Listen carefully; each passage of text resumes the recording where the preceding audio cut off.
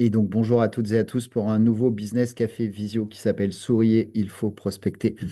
On va parler de prospection multicanale, notamment sur cet atelier. On va commencer par l'éclair, l'orage ou les choses qui piquent en prospection et ce qui fait souvent qu'on ne réussit pas. Une des premières choses, c'est d'être en situation attentiste, c'est-à-dire que attendre que les clients viennent tout seuls et ne pas mettre en place des actions. On peut aussi espérer être très célèbre et que la célébrité nous amène des clients naturellement. On peut espérer qu'il y ait des formules magiques qui permettent je sais pas moi, faire tomber les clients du ciel ou j'en sais rien. Ou on peut aussi se trouver comme un chien dans un jeu de quilles, ce qui veut dire qu'on n'est pas au bon endroit et donc ça va être compliqué de bien prospecter et développer son business. La prospection, c'est stressant, c'est un peu comme les éclairs et l'orage, c'est inquiétant, c'est fatigant. C'est un peu tout ça, quand on parle de prospection, c'est souvent les mots qui reviennent. Normalement, c'est à ce moment-là que vous vous dites, il a bien cassé l'ambiance. C'est un peu vrai, mais ça n'a pas duré. Rassurez-vous, à partir de maintenant, je vais tout faire pour être positif. Je dirige une agence de business formation installée à Saint-Germain-en-Laye depuis 2018. Nous intervenons dans 5 domaines: la vente, le management, la RSE, le digital et des team building avec une chef à domicile. Voilà, certification Calliope depuis juillet 2020, ce qui ouvre droit à des prises en charge et des financements par les OPCO. Alors, la prospection, si on en fait une définition un peu littéraire, c'est l'art et la manière de développer ses contacts et prendre des rendez-vous. Et ce que je dis très souvent, c'est que la prospection est un état d'esprit. Et on va voir différents canaux, différents moyens qui vont nous aider à prospecter. Très souvent, on fait l'association de prospection égale faire du téléphone à froid. Euh, Notez simplement que le téléphone à froid, c'est un moyen de prospecter, mais c'est pas le seul. Et on peut faire beaucoup, beaucoup de prospection sans même jamais faire du téléphone à froid. Je vous explique tout ça. Pour commencer, il faut se fixer des objectifs, hein. C'est bien de vouloir prospecter, mais si vous ne savez pas où vous allez, eh ben, ça va être compliqué de mettre en place les bonnes actions pour atteindre les bons objectifs. Donc déjà, il faut se fixer les objectifs. Celui qui n'a pas d'objectif ne risque pas de les atteindre. C'est pas moi qui l'ai dit, c'est Sun Tzu, mais c'est une vraie réalité. Donc première chose à faire, c'est déjà de se fixer des objectifs. Et puis après, on va se rendre compte que si on fait un schéma de vente, on va se rendre compte que, il y a une relation particulière entre les contacts, les rendez-vous, les devis, les contrats et le chiffre d'affaires qu'on va générer. Donc c'est un cercle vertueux, on va appeler ça comme ça. Si vous développez vos contacts, vous prenez des rendez-vous avec les bonnes cibles, c'est toujours mieux. Si vous prenez des rendez-vous, vous allez générer des offres commerciales, des devis. Si vous générez des devis, vous avez plus de chances de signer des contrats. Et si vous signez des contrats, vous avez plus de chances d'atteindre vos objectifs de chiffre d'affaires, de salaire, peu importe les objectifs que vous serez fixés. Par contre, forcément, si dans cette mécanique, bah, je prospecte pas ou peu, j'ai pas ou peu de rendez-vous, eh ben, j'ai moins de devis, j'ai moins de contrats et forcément, ça devient compliqué d'avoir du chiffre d'affaires et du salaire. Donc, il faut prospecter, notamment pour prendre des rendez-vous, pour développer ses affaires. Voilà. Il faut être patient aussi. C'est une vertu qui se perd, mais pourtant c'est une vertu qu'il faut avoir en termes de prospection. Je vous présente Jeremy Wade. Jeremy Wade, c'est un biologiste marin, pêcheur de l'extrême. Alors, c'est pas que je sois fan de pêche, ça n'a rien à voir, mais simplement, si vous avez déjà vu ses émissions, c'est quelqu'un qui est capable de passer des heures et des heures, voire des jours, de camper dans la nature à la recherche d'un poisson en particulier. Donc, c'est un pêcheur de l'extrême en eau douce. Il fait preuve d'une patience à toute épreuve, qu'il pleuve, qu'il vente. Il attend jusqu'à atteindre son objectif. Donc, c'est un modèle de patience. C'était pour illustrer la patience qui se traduit aussi comme ça. En moyenne, combien faut-il de tentatives pour obtenir un rendez-vous avec la bonne cible, le bon prospect cible? Il en faut en moyenne entre 5 et 8. Alors, ça peut être des emails, ça peut être de les voir dans les réseaux, ça peut être de les appeler. Ça peut être de les contacter par un réseau social, etc., hein. C'est toutes ces tentatives qu'on va compter. Mais sachez qu'il en faut en moyenne entre 5 et 8 et parfois il en faut plus. Donc, la patience est une vertu importante lorsque l'on parle de prospection.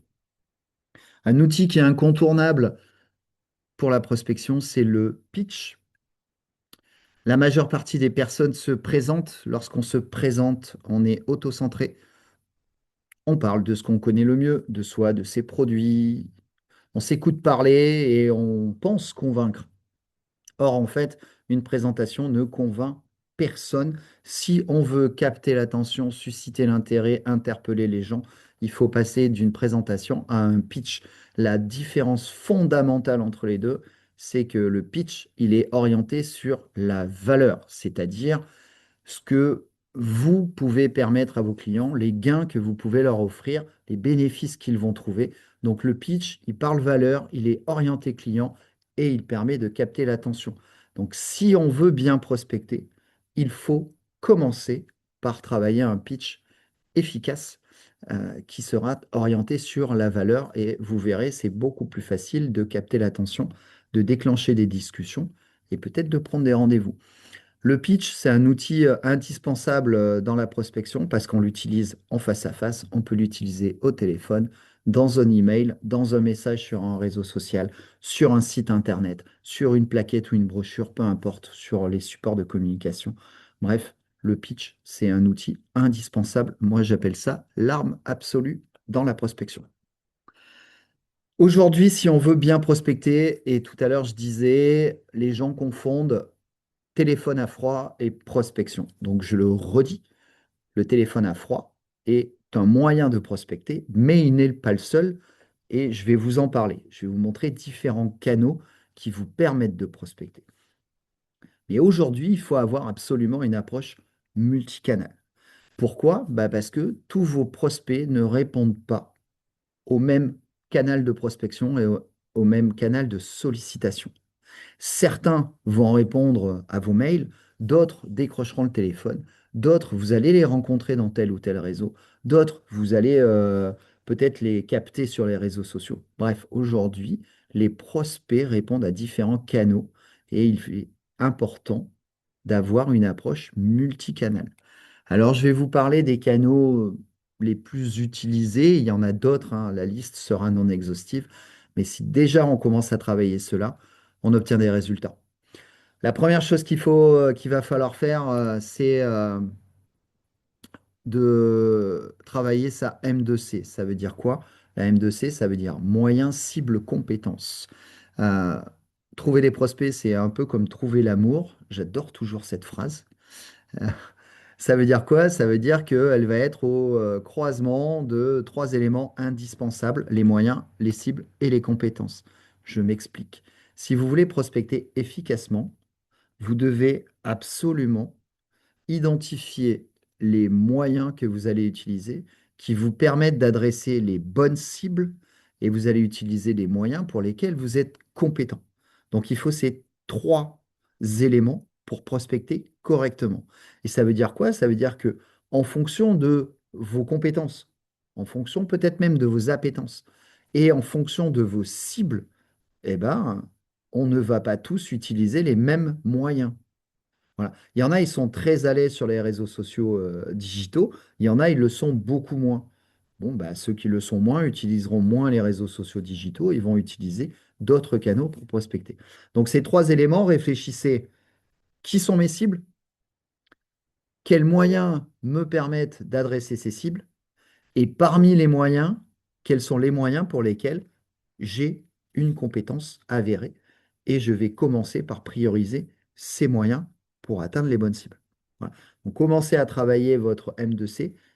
Vous allez voir, ça fait se poser de très très bonnes questions. C'est très utile. Et puis ensuite, on va activer les canaux. Alors, comme je vous ai dit, je ne vais pas vous parler de tous les canaux. Je vais donner des conseils sur un certain nombre. Un canal que j'utilise beaucoup, c'est les réseaux physiques.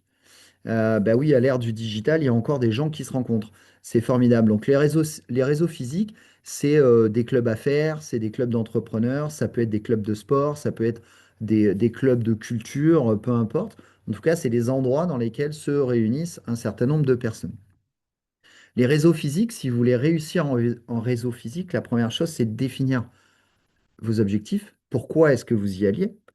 Et ensuite, c'est d'identifier ces quatre points qui sont essentiels. Le premier, c'est les valeurs du réseau. Si par exemple, vous allez dans un business club, mais que vous n'êtes pas aligné avec les valeurs affichées, une chose est sûre, c'est que ça ne fonctionnera pas. Donc, quelles sont les valeurs? Ensuite, quel type d'événements sont proposés? Voilà, les réunions, est-ce que c'est le matin, le soir? Est-ce que c'est plutôt à l'heure du déjeuner? Est-ce qu'il y a un petit peu tout? Est-ce que c'est une fois par mois? Est-ce que c'est une fois par semaine? Etc., etc. Donc, identifier la fréquence des événements. Identifier les personnes clés, ça veut dire quoi? Ça veut dire les personnes clés, vous avez par exemple le président ou la présidente du réseau, le ou la déléguée générale aussi. Ça, c'est des personnes clés. Et autres personnes clés sont ce qu'on appelle les adhérents fidèles, c'est-à-dire des gens qui viennent très régulièrement, très souvent ils sont là depuis longtemps, et eux, ils vous font gagner énormément de temps si vous les identifiez et que vous allez à leur contact. Et puis le dernier point, c'est le temps que vous allez pouvoir y accorder. Pourquoi? La réussite en réseau physique, elle est essentiellement due à la fréquence et à la fidélité. C'est-à-dire que si vous voulez faire du business en réseau physique, si vous voulez prospecter correctement, il faut venir très, très, très régulièrement aux événements. Voilà. Il faut absolument venir, il faut échanger avec les gens, il faut connaître les personnes. Et de fait, il faut devenir connu des personnes. Donc, s'il y a des réseaux dans lesquels vous ne pouvez pas investir du temps, vous ne pouvez pas venir régulièrement, moi, je vous donne le conseil de passer votre chemin et trouver un autre réseau. Parce que s'il n'y a pas la fréquence, il n'y aura pas les résultats. Donc ça, c'est super important. La bonne question dans les réseaux, c'est pas tellement qui vous connaissez au final, mais qui vous connaît parce que l'objectif, c'est d'être connu, d'être reconnu, et c'est beaucoup plus simple, vous avez compris, quand on vient très régulièrement. Voilà. Dernier petit conseil, dans les réseaux, ne venez pas pour vendre absolument. Le, le business en réseau, c'est un business qui demande du temps. Il demande que les gens ils aient confiance en vous, qu'ils apprennent à vous connaître, que vous appreniez à les connaître. Donc, il faut être patient. Voilà. Donc ne venez pas tout de suite à bombarder de cartes de visite à droite à gauche. Allez au contact, discutez, échangez, soyez sincères, ayez des discussions authentiques avec les gens. Et puis petit à petit, vous verrez que le business viendra. Voilà. C'est un excellent mode de prospection, les réseaux physiques. Ça demande du temps et de la patience. Un autre réseau, mais celui-là, il est digital, il s'appelle LinkedIn. Alors LinkedIn, moi j'appelle ça un outil magique, mais il n'y a pas de magie. La première chose à faire si vous voulez prospecter au travers de LinkedIn, c'est déjà de construire ce qu'on appelle un profil optimisé.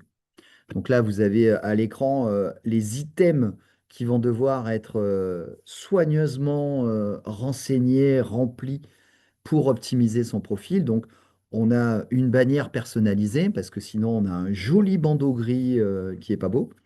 On a une photo qui est plutôt une photo professionnelle. Voilà. Et si on est sur un profil personnel, on a une photo personnelle. On n'a pas le logo de son entreprise. Si vous voulez mettre le logo de votre entreprise, je vous engage à créer une page entreprise. On a un titre, vous voyez que mon titre, je ne suis pas dirigeant d'une agence de formation. Mon titre, il est plutôt orienté valeur, bénéfice. Il est avec des verbes d'action.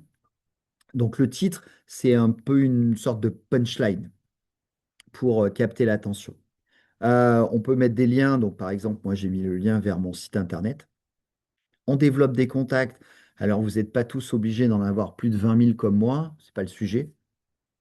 Essayez d'en avoir au moins plus de 500, c'est déjà pas si mal.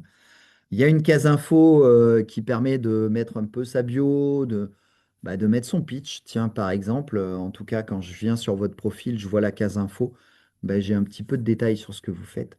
La case service, c'est des mots-clés qui permettent de montrer les services que vous apportez. La case sélection permet de mettre en avant des posts ou d'autres médias type chaîne YouTube, pourquoi pas. L'activité montre l'activité que vous avez sur ce réseau. Et puis après, on a la partie un peu CV. Donc, si vous voulez correctement monter votre profil, il va falloir renseigner tous ces champs. Voilà, de manière claire, concise et sérieuse. Il faut que quand je viens sur votre profil en un minimum de clics et minimum de temps, j'ai les informations essentielles.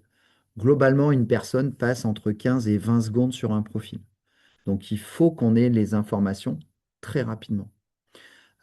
Pourquoi est-ce que le profil est important? Parce que toutes les actions que vous allez faire sur LinkedIn ramènent très souvent à votre profil.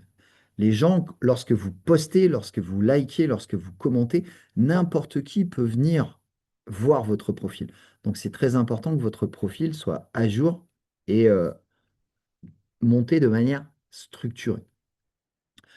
Autre point par rapport à ça, si je tape votre nom sur Google, il y a de fortes chances que la première page qui remonte, ça soit votre profil LinkedIn. Donc autant donner tout de suite une première bonne impression. Et puis ensuite, une fois qu'on a fait ça, parce qu'il faut commencer par ça, mais une fois qu'on a optimisé son profil, on peut travailler sur LinkedIn et on peut commencer à travailler en mode un peu prospection. Définissez votre stratégie. Pareil, définissez vos cibles, définissez si vous voulez publier, si vous voulez publier très régulièrement, ou si vous voulez plutôt aller chercher des contacts. On peut faire ça pas à pas. Sachez une chose, je fais des formations sur LinkedIn. On peut très bien développer des contacts et prospecter sans forcément faire de publication. Ce n'est pas une obligation. Il faut le définir. Voilà, optimisez votre profil, je vous l'ai dit. Recherchez, vous allez voir, aujourd'hui, moi je pense que LinkedIn, c'est la base contact la plus à jour qu'on puisse trouver. La première chose qu'on fait maintenant quand on change de job ou d'entreprise, eh ben, on met à jour son profil LinkedIn. Donc la base est relativement à jour. C'est plutôt une base de bonne qualité. Rentrer en contact avec des personnes un peu comme les réseaux, soyez sur des modes de contact. Bonjour Stéphane, je serais ravi qu'on puisse échanger au travers de ce réseau. À très bientôt. Donc des prises de contact très neutres et pas trop vendeurs. Voilà, l'objectif ensuite va être de plutôt essayer de créer du lien. Commenter. Le commentaire, c'est une super arme de prospection. Si vous ciblez quelqu'un et vous voyez qu'il poste, vous pouvez sur certains posts, aller mettre un commentaire. Alors bien sûr, il faut que ce soit un commentaire utile, mais aller mettre un commentaire, ça va vous montrer à cette personne. Pourquoi? Bah, parce que si vous allez mettre un commentaire sur un de mes posts, par exemple, je vais recevoir une notification comme quoi telle personne a commenté mon post. Je vais être curieux, je vais aller voir cette personne, je vais aller voir son profil, et puis bah, peut-être qu'on va pouvoir commencer à rentrer en contact. Si vous le souhaitez, publiez. Par contre, si vous entrez dans une stratégie de publication, il va falloir publier 1 à 2 fois par semaine, quasiment toutes les semaines. Donc, il faut avoir des choses à raconter. Il faut vraiment être régulier et puis se mettre en mode publication de manière très régulière. Et surtout sur une durée relativement longue. Ça reste un réseau. Il est digital, mais ça reste un réseau. Donc, voilà. Mais c'est un très bon outil de prospection qu'on peut utiliser pour toucher pas mal de personnes. Il y a des personnes qui ne répondent jamais au téléphone ou au mail, mais par contre qui répondent aux messages LinkedIn. Donc, n'hésitez pas à l'utiliser. Ça a aussi un autre intérêt, c'est que LinkedIn aujourd'hui, on l'a tous embarqué sur nos téléphones portables et c'est un outil qui fonctionne 7 jours sur 7, 24 heures sur 24. Très bon outil. La recommandation, je suis sûr qu'autour de vous, vous connaissez plein de gens qui connaissent plein de gens qui connaissent plein de gens. Vous avez des clients, vous avez des anciens collègues, vous avez de la famille, vous avez des amis, etc., etc. La recommandation, c'est un redoutable outil de prospection. Il est sous-estimé et sous-employé. Voilà. Pourquoi? Essentiellement, essentiellement parce que on n'a pas l'habitude de demander de la recommandation et on n'ose pas le faire. Voilà. C'est essentiellement pour ça. Parce que quand vous sollicitez les gens, la plupart du temps, ils sont ravis de vous recommander. Mais on ne les sollicite pas. En fait, on attend très souvent que la recommandation vienne toute seule. C'est pas exactement comme ça que ça se passe. J'ai fait un tiercé gagnant euh, avec les gens que vous connaissez, avec vos clients, vos amis peut-être. Voilà. par rapport à mon métier, par rapport à ce que je fais, est-ce que tu vois dans ton entourage des personnes que ça pourrait intéresser? Est-ce que je pourrais les appeler de ta part? Voilà. Si tu me donnes leurs coordonnées, je les appelle de ta part. Ça, dans mon tiercé de la mise en recommandation, c'est le numéro 3. Le numéro 2, c'est à peu près la même chose, simplement on va demander à la personne d'agir. Donc on va lui dire, tiens, est-ce que tu peux nous faire un mail en commun? Et là, ça, c'est intéressant parce que votre contact va travailler pour vous. Et c'est beaucoup plus facile derrière de rebondir sur un email lorsque l'email lorsque l'email a été envoyé à deux personnes. Donc c'est un super outil de prospection. Et puis selon les contextes, le numéro un, c'est vraiment le top du top. Bon, faut oser le faire, mais c'est le top du top. Ça a juste une petite limite, c'est qu'il faut qu'on soit dans la même pièce au même moment, bien évidemment. Mais voilà, est-ce que tu connais quelqu'un avec qui je pourrais être mis en relation? Ah bah ouais, il y a Ludovic, ou il y a Bernard ou Florence, peu importe. Ok, si tu les connais bien, est-ce qu'on pourrait les appeler maintenant, ensemble, là, tant qu'on est tous les deux, pour que tu puisses me mettre en contact? C'est redoutable d'efficacité. Simplement, un, il faut être certain avec qui on le fait et bien le manipuler. Deux, il faut que le contexte soit propice à cette recommandation. Mais déjà, si vous faites les numéros 2 et 3, franchement, vous risquez d'avoir plein de mises en relation et plein de recommandations. N'hésitez pas à aller chercher la recommandation. Un autre outil qu'on utilise, oui, parce que je vous ai dit, la prospection, c'est pas le téléphone à froid, mais enfin, le téléphone fait quand même partie de la prospection. Pour beaucoup de personnes, le téléphone, c'est ça, en fait. On fait pas, c'est stressant, on a peur, etc., etc. Si on veut plutôt passer à ça, bah, il va falloir bien cibler. Euh, c'est important de bien cibler la personne que l'on cherche à joindre. Il faut préparer des accroches. Voilà, préparer des accroches. On a parlé du pitch tout à l'heure. C'est un peu le même principe. On prépare des accroches qui sont plutôt centrées sur de la valeur et pas auto-centré. C'est-à-dire, moi, ce que j'entends très souvent, c'est bonjour, monsieur Peria, je souhaite vous rencontrer pour vous présenter ma société. Mais, pardon, je vais le dire de manière un peu tribale, mais je m'en fous complètement, en fait.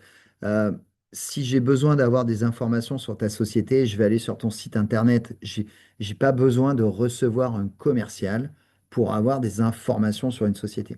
Donc, c'est- l'objectif de présenter sa société, c'est pas un bon objectif de prospection. Donc, il faut trouver des accroches sur ce que potentiellement vous pouvez lui faire gagner avec vos produits et vos services. Il faut être dans un endroit calme, il faut être concentré et il faut faire des séances régulières.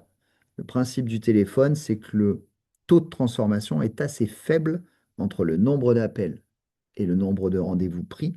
Donc, si on ne fait pas des séances de manière très régulière, on ne progresse pas et on n'obtient pas beaucoup de rendez-vous. Donc, voilà. Privilégiez des séances de, allez, 1 heure 30. Vous faites 15-20 appels et puis après, vous passez à autre chose. C'est beaucoup plus digeste et c'est beaucoup plus facile à appréhender de le faire comme ça, plutôt que de vouloir absolument se dire, allez, mardi matin de 9 heures à midi, pendant 3 heures, je téléphone. Si vous ne l'avez jamais fait, ça ne fonctionnera pas. Donc voilà, faites plutôt des séances régulières, beaucoup plus simple.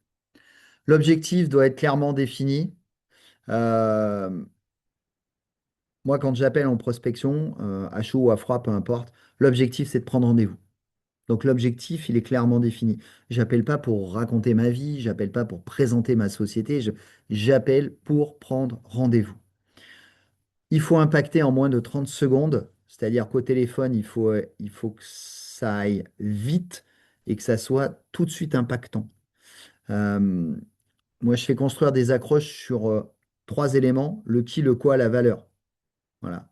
Bonjour, je suis Stéphane, je dirige une agence de business formation et je permets à des commerciaux d'avoir plus de rendez-vous. Qui, quoi, valeur. Et derrière, proposition de rendez-vous. Voilà. Le but de mon appel, c'est qu'on puisse se rencontrer. Est-ce que vous êtes disponible mardi ou mercredi prochain pour échanger sur vos enjeux?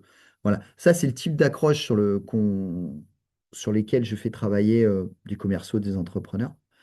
Et l'objectif, c'est d'aller droit au but et de manière très impactante avec un maximum de valeur pour prendre des rendez-vous.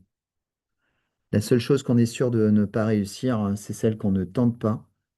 C'est une citation de Paul-Émile Victor. Voilà.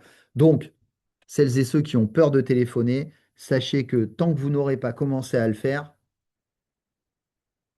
il est certain que vous aurez toujours un résultat proche de zéro. Voilà. Donc, testez, jetez-vous à l'eau et à force de faire, on obtient des résultats. Et vos clients? Eh oui, parce que quand on parle de prospection, on parle souvent de nouveaux clients. Mais en fait, on oublie qu'on peut prospecter chez ses propres clients.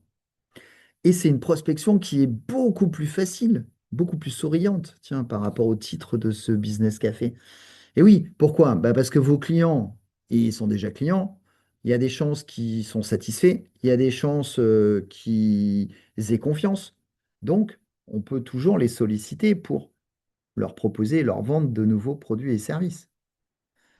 Moi, quand j'aborde ce sujet avec des entrepreneurs et des commerciaux, on me dit souvent ça. Euh, Bah, tu sais, moi, Stéphane, je connais parfaitement mes clients. J'adore cette phrase. Ça, c'est la tête que je fais quand on me dit ça. Je vous explique pourquoi. Je pense que tout le monde le connaît. Je vous explique pourquoi.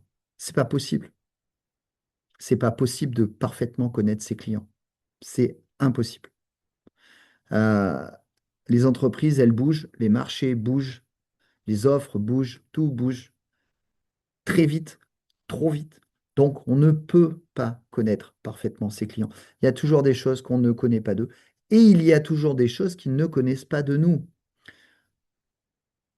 Le client vous connaît pour les produits et les services pour lesquels il vous donne de l'argent.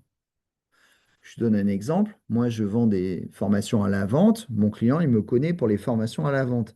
Est-ce que je suis intimement persuadé qu'il me connaît pour des formations au management, à la RSE ou au digital?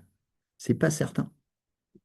Et c'est là qu'on commence à toucher du doigt un problème parce que si mon client ne sait pas que je fais autre chose que des formations à la vente, eh ben le problème, c'est que si ça se trouve, il est consommateur de ces autres formations, mais il les consomme ailleurs, pas chez moi.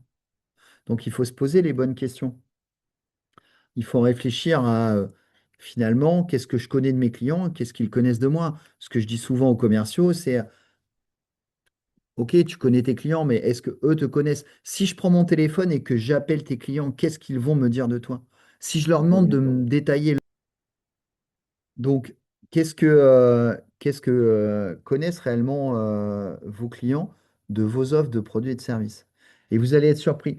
Moi, le conseil que je donne, c'est appelez-les et posez-leur des questions sur des produits et des services qu'ils vous ont jamais achetés. Voilà. Je vais redonner un exemple que je fais moi. Des clients qui sont clients en formation à la vente, bah, je vais les appeler, je vais leur dire, tiens, en fait, comment tu fais pour amener de la compétence ou maintenir la compétence chez tes managers? Ou alors, je vais leur dire, tiens, qu'est-ce que tu as mis en place par rapport à la stratégie RSE? Voilà. Ou quels pourraient être tes besoins autour du digital, de l'IA. Voilà. En gros, je vais appeler mes clients et je vais les aborder avec une question nouvelle sur un sujet pour lequel, pour l'instant, ils ne sont pas clients chez moi. Et puis, on va voir ce qui arrive. Et très souvent, on a plutôt des très, très bonnes surprises. Si je vous fais un petit résumé, parce qu'à un moment, il faut faire des résumés.